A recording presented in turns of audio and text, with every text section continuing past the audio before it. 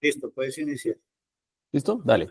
Entonces, buenos días a todos. Bueno, entonces, continuando con el programa de capacitación de Ecolab Brinza, hoy vamos a hablar un poquito sobre los sistemas de enfriamiento y condensadores.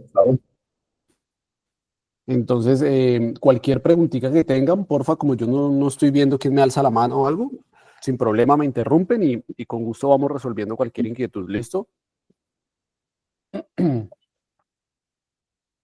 Entonces, los sistemas de enfriamiento. La función básica, bueno, recuerden que Gina al final de la capacitación les va a compartir una evaluación muy sencilla pues, de la temática que vamos a ver hoy. ¿Listo? Entonces, para que lo tengan en cuenta, muy presente, yo les voy a ir avisando, bueno, cuáles son preguntas de examen como para que las vayan teniendo ahí en referencia. ¿Listo? Entonces, ¿cuál es la función básica de un sistema de enfriamiento? La función de un sistema de enfriamiento es la de remover calor de un proceso o un equipo. El calor que es removido de cualquiera de estos medios es transferido a otro medio. Básicamente es un proceso de transferencia de calor. ¿Listo? Entonces, debido al elevado calor específico, el agua generalmente, el agua que generalmente se utiliza para remover el calor, ¿sí? De hecho, grandes cantidades de agua generalmente son utilizadas para refrigeración industrial e institucional, es decir, de acuerdo al proceso, pues digamos que uno de los fluidos más utilizados para el tema de refrigeración, pues es el agua, ¿listo? Se dice que los sistemas de refrigeración están diseñados para reusar agua de procesos. Está creciendo en función de las necesidades de minimizar el consumo de este líquido, así como atender regulaciones gubernamentales de descargas efluentes a cuerpos hídricos. Digamos que aquí eso es muy importante, digamos, en donde entra a hacer un gran apoyo con nuestros clientes, porque dentro de nuestros proyectos de ahorro está ese tema de minimizar los consumos de líquido para procesos de refrigeración y demás procesos que involucren agua, ¿sí? Así como pues también apoyar a nuestros clientes cuando tienen algunos criterios ya por normas o por leyes donde pues digamos están regulados para tema de descargas, vertimientos, etcétera. Entonces digamos que ahí apoyamos mucho a nuestros clientes en ese tema. De hecho, hoy en día en algunos clientes, a pesar de que en Colombia, no sé si tienen conocimiento, en Colombia el tema de las descargas de agua a cuerpos hídricos con regulación de fosfatos o de fósforo, componentes digamos, compuestos que tengan fósforo, en Colombia no está muy regulado, digamos que no hay una legislación clara al respecto. Sin embargo, en otros países esa legislación es muy estricta y ya está bien regulada, por lo cual Ecolab ha entrado a hacer cambios en sus tratamientos, donde de la mano del cliente se han implementado tecnologías de tratamientos para la inhibición de la incrustación, la inhibición de la corrosión, que son base no fósforo, se llaman de hecho tecnologías no P, no fósforo, ¿sí? Precisamente atendiendo esos cambios y esas estrictas normas en algunos países para la regulación ambiental de descargas, ¿listo? Para que lo tengan en cuenta. Con algunos clientes en Colombia nos hemos anticipado a eso, a pesar de que la legislación no es tan estricta, nos hemos anticipado a eso y ya en muchos de nuestros clientes hemos ido migrando a esos tratamientos que no contienen fósforo, ¿listo? ¿Qué es importante de estos tratamientos? Ahí les hice esa pequeña reseña. Les voy a decir una de las cosas importantes, aparte del tema ambiental, pues cuando aplicamos tratamientos que no contienen fósforo o que no contienen de pronto nitrógeno, compuestos nitrogenados o de fósforo, básicamente también estamos eliminando una fuente de alimento para bacterias. Entonces también estamos ayudando a la prevención del crecimiento microbiológico en el agua. ¿Listo? El propósito de un sistema de enfriamiento es transferir calor de una sustancia a otra. ¿Listo? Entonces aquí tenemos un esquema básico de cómo funciona un sistema de enfriamiento abierto. Ya vamos a ver más adelante eh, cuáles son los tipos de sistemas básicos de enfriamiento. Para este caso, en el diagrama que estamos observando, vemos un sistema de enfriamiento abierto, donde está una torre de enfriamiento, un intercambiador de calor y el proceso donde se involucra la transferencia de calor. Entonces, un agua que sale de la torre de enfriamiento a una temperatura baja, me refrigera mi proceso o mi usuario en proceso. El fluido que sale, el agua transfiere calor en el proceso, se calienta y esa agua caliente retorna nuevamente a la torre de enfriamiento para hacer su proceso de enfriamiento por evaporación y luego nuevamente regresar al proceso. El objetivo de las empresas de tratamiento como nosotros es gestionar esa calidad y uso eficiente del agua, es decir, tratar de gestionar el tema de los ciclos de concentración, poder llevar a la mayor capacidad de ciclos para, digamos, para reducir los consumos de agua, obviamente sin arriesgar lo que es la integridad y la dinámica del proceso, ¿no? Por eso dice, garantizando la confiabilidad de los equipos de intercambio de calor. Existen tres tipos básicos de sistemas de refrigeración, pregunta de examen. Entonces tenemos sistemas de un solo paso, tenemos sistemas de recirculación cerrados y tenemos sistemas de recirculación abiertos. Estos son los tres tipos básicos de sistemas de enfriamiento que encontramos en la industria. Entonces, para el caso de los sistemas de enfriamiento de un solo paso, digamos que las características principales es que pues, se requieren grandes cantidades de agua para estos sistemas. El rendimiento del proceso depende mucho de las oscilaciones de temperatura. Normalmente pues, se utiliza agua superficial, generalmente no suele utilizarse agua de pozo, pues dadas las cantidades o los volúmenes grandes de agua que se requiere para este proceso. Entonces se utiliza generalmente agua superficial, mar, ríos, lagos, lagunas, etcétera. Mayor inversión en equipos, metalurgias nobles. Aquí esto es muy importante. En un sistema de un solo paso, básicamente lo que se hace es una captación, como nos muestra el diagrama, se hace una captación que viene a hacer un intercambio de calor, a refrigerar un proceso, y el agua inmediatamente es descargada. ¿Listo? Entonces ¿qué pasa? Pregunta, a este tipo de agua de un sistema de enfriamiento de un solo paso, ¿yo debería o no debería hacerle tratamiento químico? Pregunta ahí para el público. ¿Alguien? Pues que debe tener un pH controlado más que todo. Ok, pH. ¿Quién más le apunta?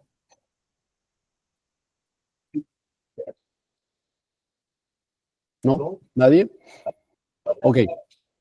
Entonces, digamos que cuando ustedes miran las características que les estoy nombrando, primero, los volúmenes de agua son muy grandes porque es agua que entra y se descarta de manera inmediata. Entonces, ustedes imagínense yo metiéndole tratamiento químico a un agua que solamente me entra a un intercambiador de calor y luego la boto. Básicamente yo lo que estaría haciendo es botar producto químico. Entonces, generalmente no van a encontrar ustedes en la industria sistemas de un solo paso con tratamiento químico. Máximo se podrá hacer una impermeabilización o aplicación de recubrimientos al equipo que se va, digamos que a participar en el proceso de intercambio de calor. Máximo se controlará la temperatura de descarga. ¿Qué pasa? A veces en estos sistemas, como por ejemplo, capto de un río, paso a través de un intercambiador para hacer el intercambio de calor y el agua la voy a descargar. Esa agua la tengo que poner, ya sea por aireación, por aspersión, a bajar temperatura porque no la puedo descargar a una temperatura más alta a un río, porque ya estaría generando una contaminación por temperatura y eso pues me estaría afectando, digamos, el ecosistema hídrico, peces y demás en el agua. Entonces, lo que debo hacer es un control de temperatura, ¿listo? Algunas veces control de pH, si es que tengo alguna afectación en el proceso por tema de pH, pero generalmente no se aplican productos químicos porque los volúmenes de agua son muy grandes, ¿listo? Entonces, digamos que eso en materia de costos es supremamente alto. Adicional, por eso los sistemas de un solo paso, lo que dice acá, mayor inversión en equipos y metalurgias nobles. ¿Qué quiere decir que yo tenga una metalurgia noble? Quiere decir que tengo metales que su capacidad corrosiva es mucho menor, ¿sí? Que son mucho más resistentes. Entonces, básicamente, si yo no le voy a meter tratamiento químico, pues debo invertir en metalurgias que sean altamente resistentes y que precisamente me permitan a mí operar en contacto con agua y no tenga problemas de corrosión. ¿Listo? Entonces, eso es principalmente el detalle de un sistema de un solo paso.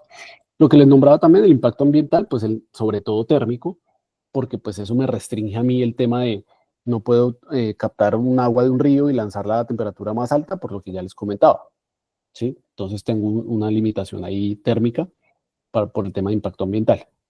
Y el principal problema, corrosión, ensuciamiento. Pues la corrosión, porque es que lo que hablábamos en la presentación pasada, recuerden que todo lo que tiene contacto con el agua es susceptible a corrosión. ¿Listo? Todo lo que tiene contacto con el agua es susceptible a corrosión. Entonces, los principales problemas van a ser la corrosión, ensuciamiento, porque estoy captando directamente Y muchas veces en esos sistemas de un solo paso ni siquiera encuentra un pretratamiento, sino que es un agua que se capta directa de río y pasa a enfriar. Entonces no tiene un pretratamiento, no tiene una filtración, entonces los problemas de ensuciamiento van a ser mucho más altos. E inclusive, de hecho lo tengo en un cliente, bueno, ustedes conocen Termopaipa 4, Termosochagota en Boyacá. Ellos captan también de río y algunas veces encontramos crustáceos, moluscos, caracoles, inclusive cangrejos de río. Entonces, pues muchas veces en estos sistemas, si no hay un pretratamiento, pues digámoslo así, estos animalitos, estos crustáceos y moluscos, van a entrar a hacer taponamiento en este tipo de sistemas. Los encuentra uno en algunas zonas de los equipos. Para el caso de que el ejemplo que les pongo, Termosochagota, ellos sí tienen un pretratamiento, tienen rejillas y todo, y generalmente uno se asoma y ve este tipo de taponamiento por crustáceos y moluscos, cangrejos de río y demás, que pues posteriormente son removidos. Entonces, claro, hasta ahí cómo opera un sistema de enfriamiento de un solo paso. ¿Sí? ¿Alguna pregunta? ¿No? ¿Seguimos? Listo. Sí, dale. Listo. Ahora entonces pasamos a un sistema de enfriamiento cerrado. Los sistemas de enfriamiento cerrado, como características principales, su cambio de temperatura promedio, su delta de temperatura está entre 6 a 8 grados centígrados. El uso de agua, a diferencia de un sistema de un solo paso, pues es muy bajo, ¿sí? Ejemplos de la vida real, enfriamiento para motores diésel, sistemas de aire acondicionado, radiadores de motores. Entonces, un sistema cerrado básicamente se caracteriza porque utiliza un volumen fijo de agua, ¿listo? Es un volumen fijo de agua. No se evapora agua, solo se necesita agua de reposición para reemplazar el agua que se pierde del sistema debido a fugas. El calor recogido del proceso caliente se transfiere fuera del agua de enfriamiento con un segundo dispositivo de transferencia de calor. Por lo general se utiliza un circuito auxiliar de agua de enfriamiento abierto o aire forzado sobre tubos que contienen el agua del sistema cerrado para eliminar calor y es limitado a sistemas pequeños. ¿Qué es importante tener en cuenta aquí de estos sistemas cerrados? Pregunta para el público.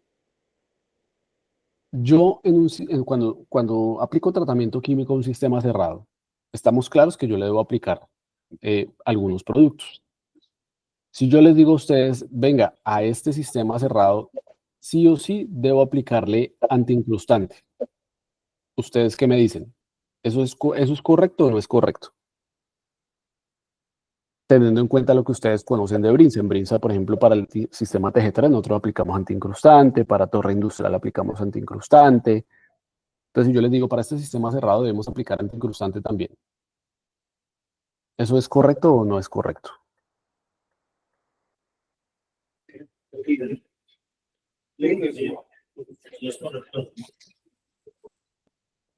Dicen que sí. Ok, público dice que sí. Listo. Pregunta de examen. De una vez se la respondo. No, no es correcto. ¿Qué pasa? Pongamos en ejemplo TG3, el sistema de enfriamiento. Este es un ejemplo que les pongo siempre que explico los sistemas de enfriamiento. Los sistemas de enfriamiento funcionan bajo un principio de concentración por evaporación. Entonces, el ejemplo que pongo es, yo tengo un vaso de agua al cual le agrego sal. Tengo dos formas de concentrar ese vaso de agua con sal. ¿Cuáles son las dos formas de concentrar ese vaso de agua con sal? O le agrego más sal o le quito agua. ¿Listo? Las torres de enfriamiento abiertas funcionan bajo el segundo principio, eliminar agua. ¿Listo?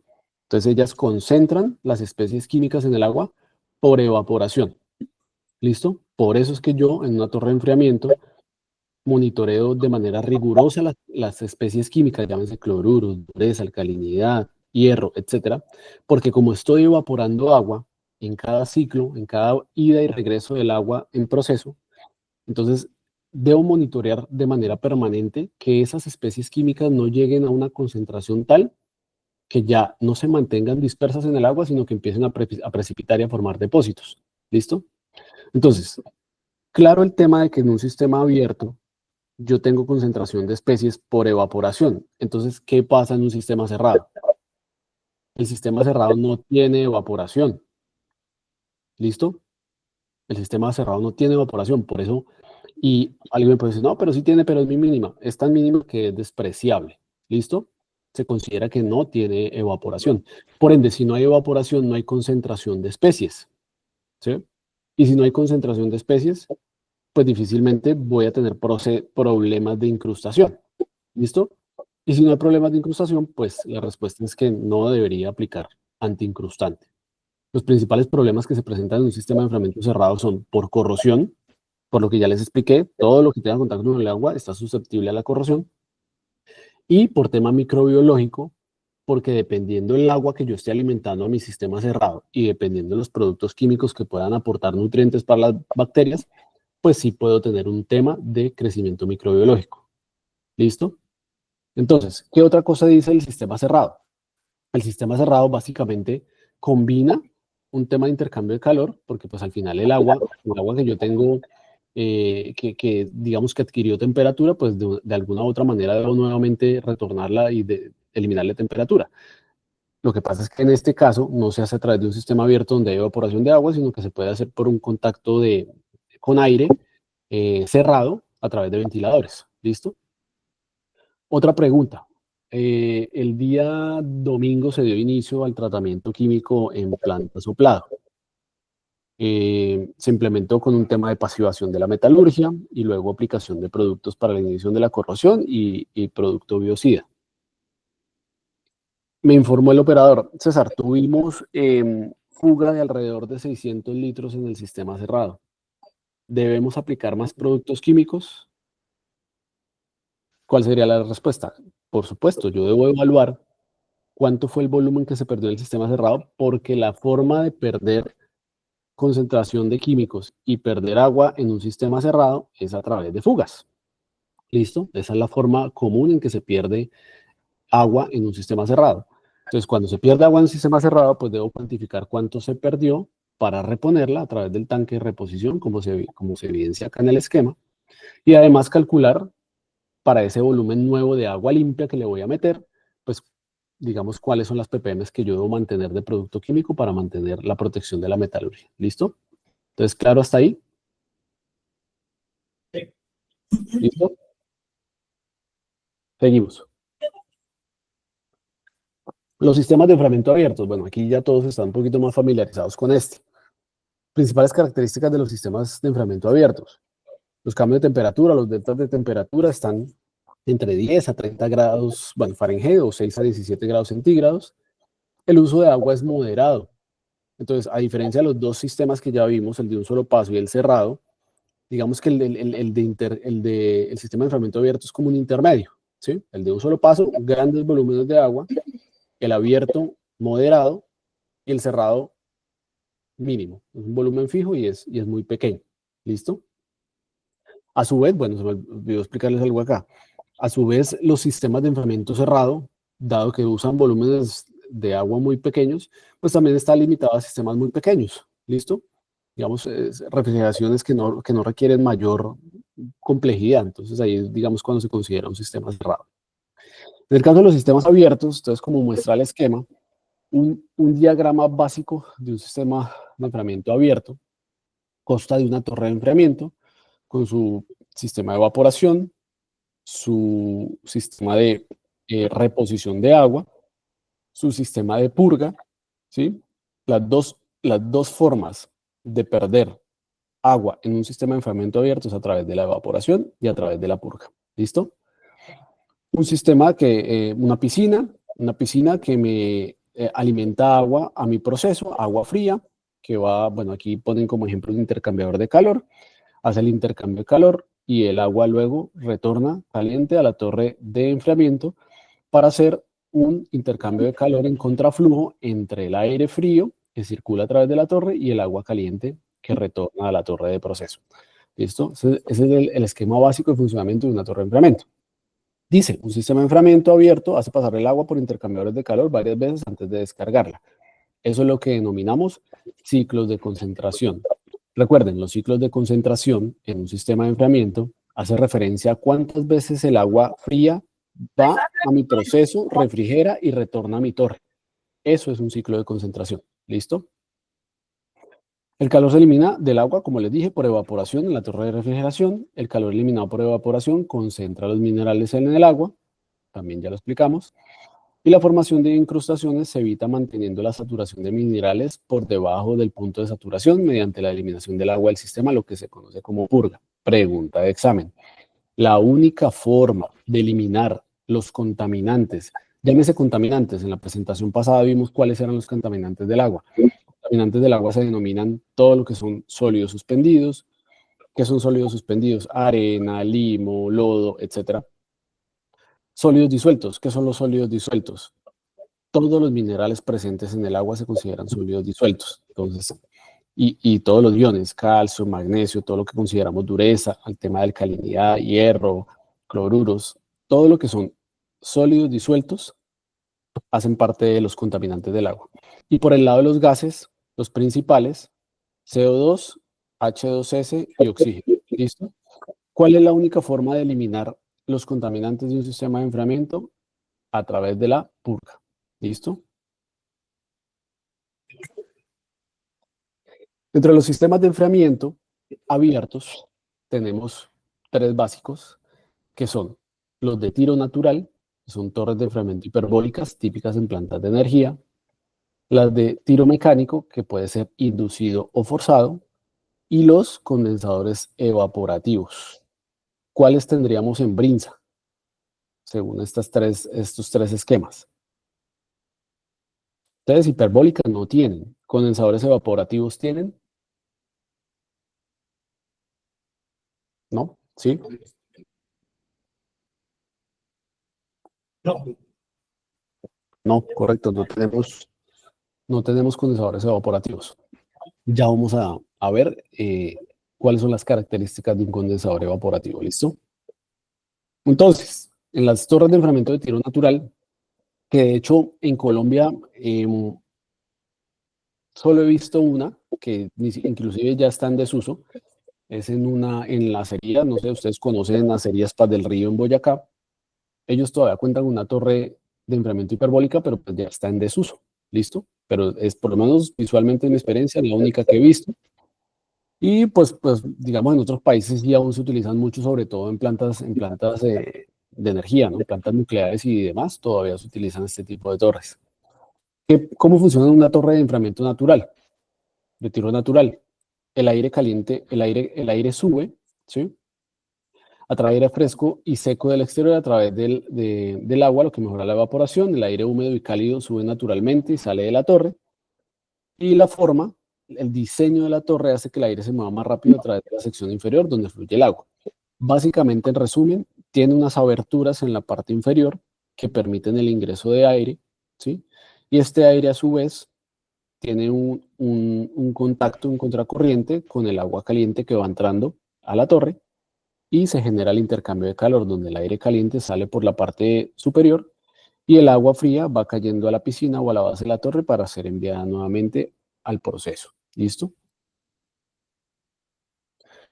Dentro de las torres de enfriamiento de tiro mecánico, que digamos que son las más conocidas y las que tenemos en la mayoría de plantas, dice, utilice ventiladores operados mecánicamente para mover aire a través de la torre de enfriamiento. Entonces tenemos de tiro mecánico, húmedas, que vienen a ser de tres tipos: tiro forzado en contraflujo, tiro inducido en contraflujo y tiro inducido de flujo cruzado. Ya vamos a ver cada una de ellas cómo funciona. Entonces, en el tema de las torres de enfriamiento de tiro forzado, primero, importante, aquí de esto va a salir otra pregunta de examen. Ventiladores en la parte inferior forzan o fuerzan el paso de aire a través de la torre. Entonces, primer concepto básico, las torres de enfriamiento de tiro forzado tienen los ventiladores en la parte inferior, es decir, soplan aire hacia el interior de la torre para ponerlo en contacto en contracorriente con el agua caliente que cae, ¿listo? Para hacer el intercambio de calor, aire caliente sale por la parte superior, agua fría cae a la base de la torre, ¿listo? Dice uso limitado a sistemas pequeños debido a la alta potencia requerida y gasto energético por el tema de los ventiladores, ¿listo? Porque son ventiladores que están soplando aire al interior de la torre. ¿De qué consta la torre? bueno, eliminador de neblinas, agua de reposición, una piscina, un vacín de agua de reposición, donde se almacena el agua fría, ventiladores, digamos, no tiene mayor complejidad. Importante es eso, la ubicación de los ventiladores. ¿Listo?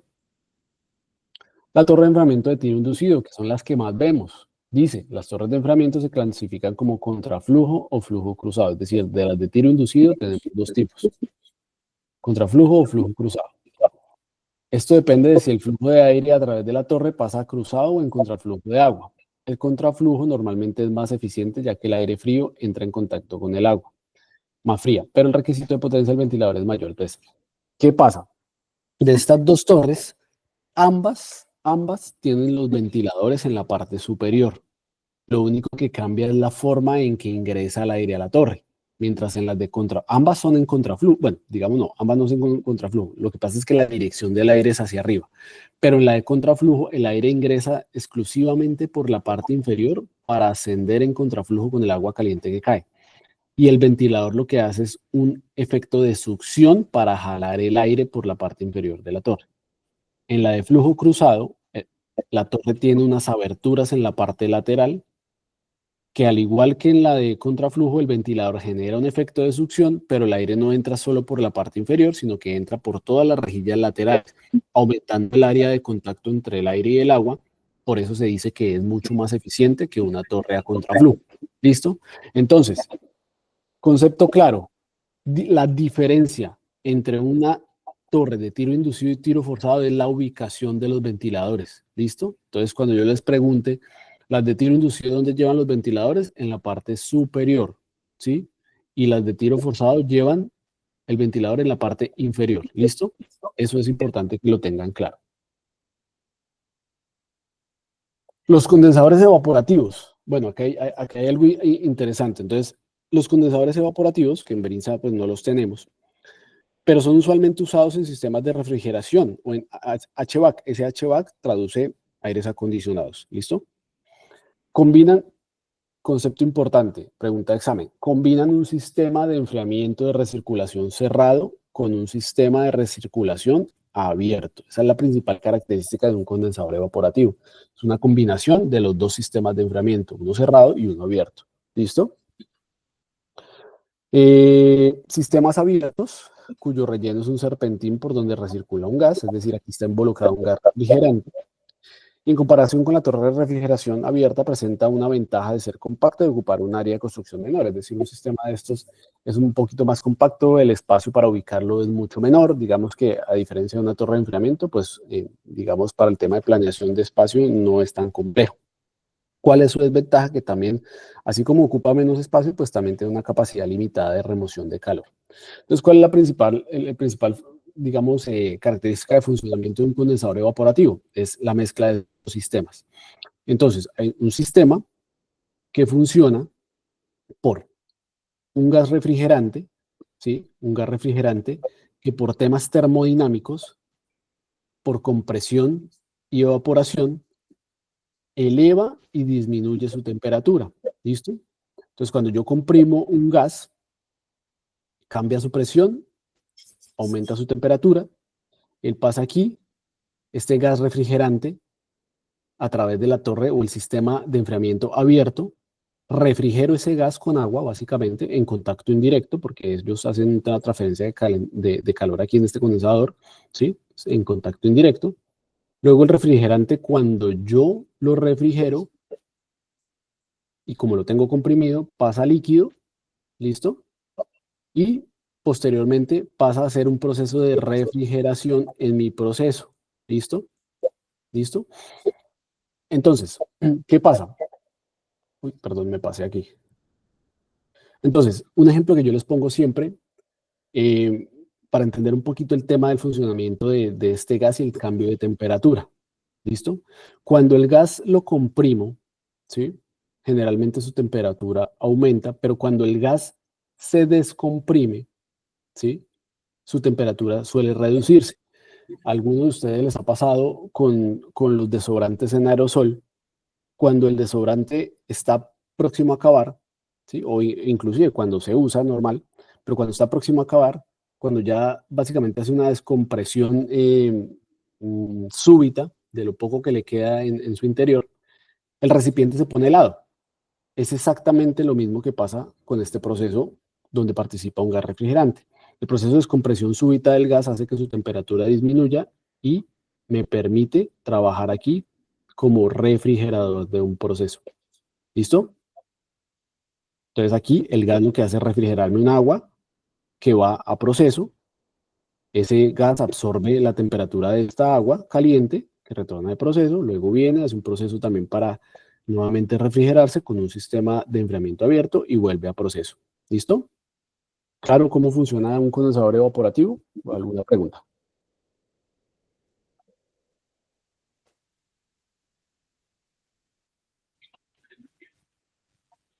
¿Listo? ¿Seguimos? Sí. Dale. Los condensadores evaporativos también tienen dos tipos, tipo soplado, tipo succión, que el equivalente a las torres de enfriamiento serían los tiro forzado, tiro inducido. Exactamente lo que cambia, al igual que en las torres de enfriamiento de recirculación abierta, es la posición de los ventiladores o de los sopladores. ¿Listo? En uno va en la parte inferior, en el de soplado, y en el de succión, pues va en la parte alta. ¿Listo? Es lo único que cambia. Importante, en los condensadores evaporativos, bueno, generalmente los condensadores evaporativos que encuentra uno en la industria tienen un recubrimiento de zinc galvanizado para proteger el acero al carbón. ¿Listo? Ya vamos a explicar bien. El zinc galvanizado actúa como un nano de sacrificio, pero cuando se corroe muy rápido se presenta algo que conocemos como white rush. También esta pregunta de examen. O hidróxido de zinc. ¿Listo? ¿Qué pasa? Como les decía, en los condensadores evaporativos generalmente se encuentra que tiene el recubrimiento de zinc. ¿Por qué? Porque el zinc es un metal menos noble. Cuando yo digo menos noble, quiere decir que tiene facilidad para oxidarse, para corroerse. Entonces generalmente se utiliza como sacrificio o como protector de las metalurgias principales. En este caso, para los condensadores evaporativos hechos en acero carbón, suele colocárseles un recubrimiento de zinc para que al momento de la oxidación o del proceso corrosivo sea el zinc el que se vea afectado y no la metalurgia principal, en este caso el acero carbón. Entonces, generalmente en los condensadores evaporativos suele encontrarse recubrimiento de zinc. ¿Qué pasa? Aquí, bueno, no sé quiénes están presentes en sala, pero de pronto la gente de mantenimiento o los expertos, la pasivación de un metal corresponde a un estado de oxidación del metal, que lo que hace es protegerlo. Se forma una capa no porosa en el metal que lo que hace es protegerlo. ¿Sí? Y lo que se evita es que siga avanzando, digamos, la reacción química de oxidación y que el metal quede expuesto. Entonces, exactamente esto pasa en este tipo de sistemas. Al ponerse el recubrimiento de zinc, el zinc reacciona con el agua, ¿sí? Y los carbonatos de zinc que se forman en el agua, que se forman, digamos, reaccionan con el agua para formar hidróxido de zinc. Este hidróxido de zinc es un recubrimiento como entre grisáceo y blanco, ¿sí? Que me funciona como pasivante del metal. Es decir, yo recubro mi metalurgia de acero de carbono con zinc, el zinc reacciona con el agua, y si la reacción se controla de manera adecuada, yo tengo un pasivante para el metal. Pero si yo no controlo la condición del agua, va a seguir reaccionando para formarme más hidróxido de zinc y va a pasar de una película homogénea y no porosa, que me funciona como pasivante, a una película altamente porosa que me va a dejar expuesto el metal y expuesto pues a fenómenos de corrosión. Cuando ustedes se preguntaban, pero ¿cómo así que controlo las condiciones de la reacción? Yo controlo las condiciones de la reacción a través del agua. ¿Listo? Entonces ahí abajo dice pasivación. Debo mantener apropiados niveles de fosfato inorgánico y dureza por un periodo de tiempo extendido con pH menor a 8. Y debo controlar ciertas condiciones en el agua, pH menor a 8, alcalinidad menor a 300, dureza cálcica mayor a 50, concentración de halógeno menor a 0,5, baja concentración de cobre.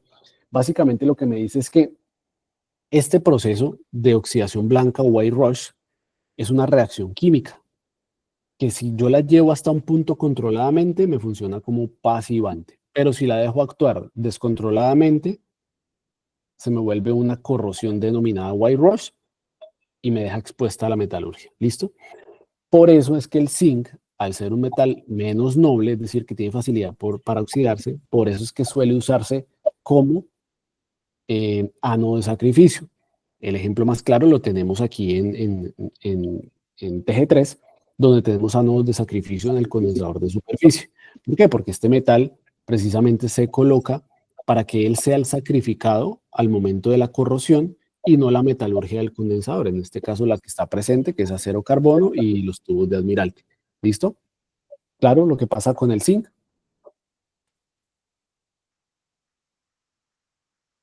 ¿Sí? ¿Preguntas? ¿Alguna pregunta?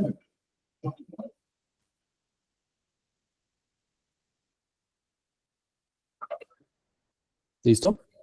Entonces, digamos ya para cerrar, entonces, ¿por qué usar agua de enfriamiento?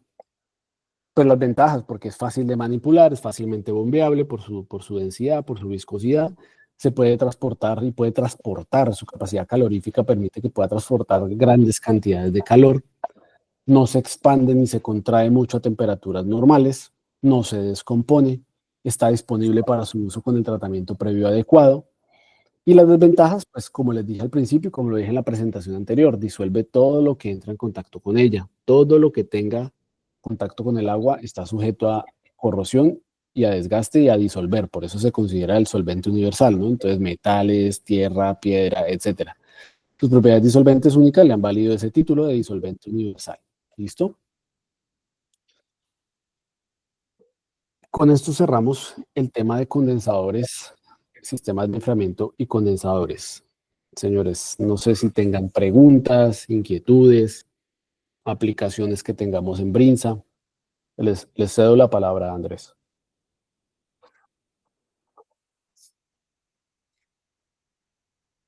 ¿No? ¿Les quedó claro?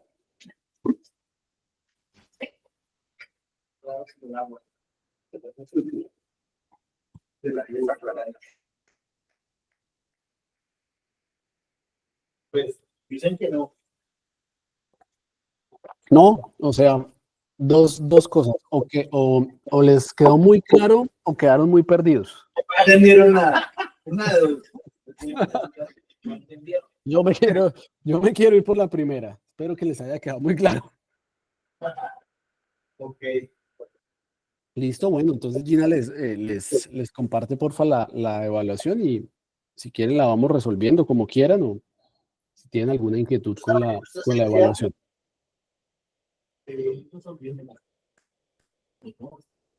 Si quieres, dale.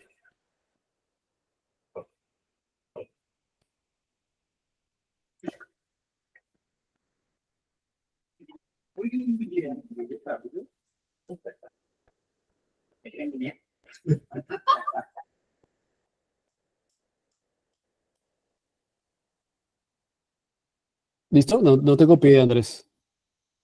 ¿Vas a compartir la evaluación para Ah, si quieres se resolverla? las comparto. Sí, de una. Espérame un segundito. Espérame un segundito.